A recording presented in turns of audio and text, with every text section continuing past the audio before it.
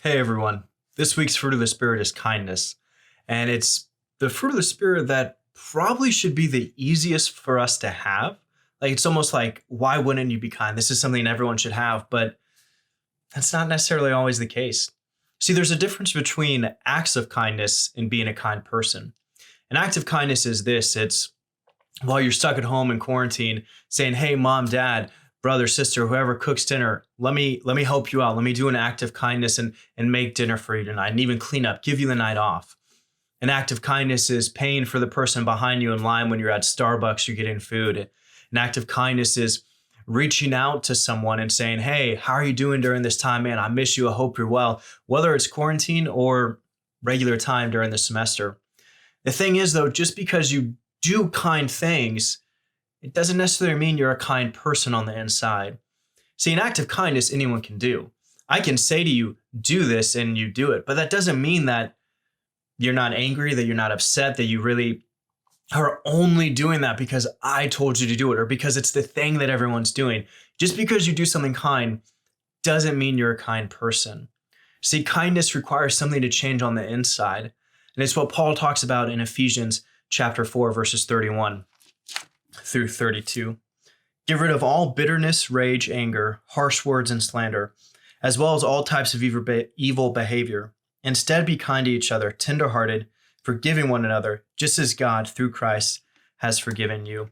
See, for us to be kind people, for it to be coming from a place of authenticity on the inside, where we're not just doing an act, we're not just fronting because, hey, that's what we're told to do, or that's what society says we should do.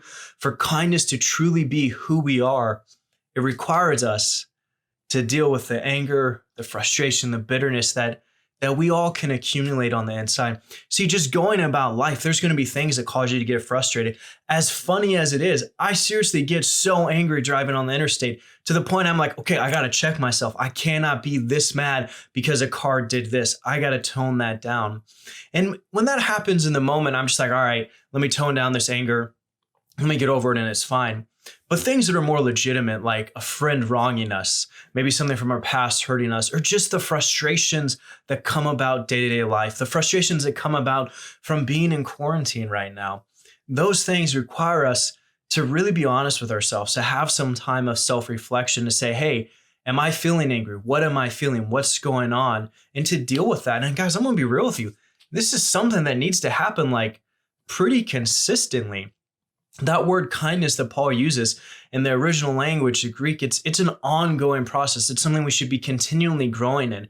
And for us to grow in our kindness, for that to increase, we have to increase our self-reflection. We have to increase dealing with the hurt and the anger and the frustration. And some of those things that you get angry about, they're going to be easy. Like someone passing us, cutting us off on the interstate, or someone at school doing something annoying. That's easy. You think on that for a second, you realize, hey, I don't need to be this upset.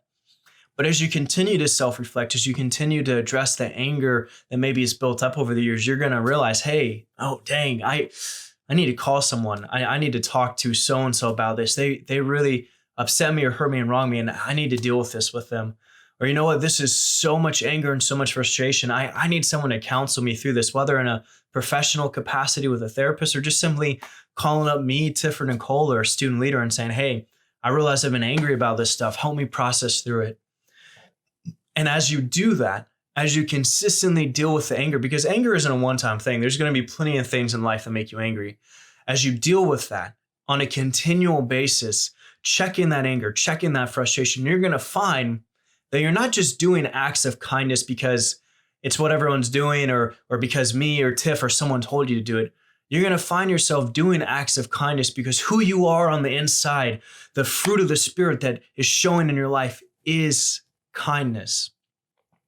So my challenge to you is don't just be kind because, I don't know, that's what you should do. I mean, and you should do it and there's merit for that. But hear me, be kind because it's who you are.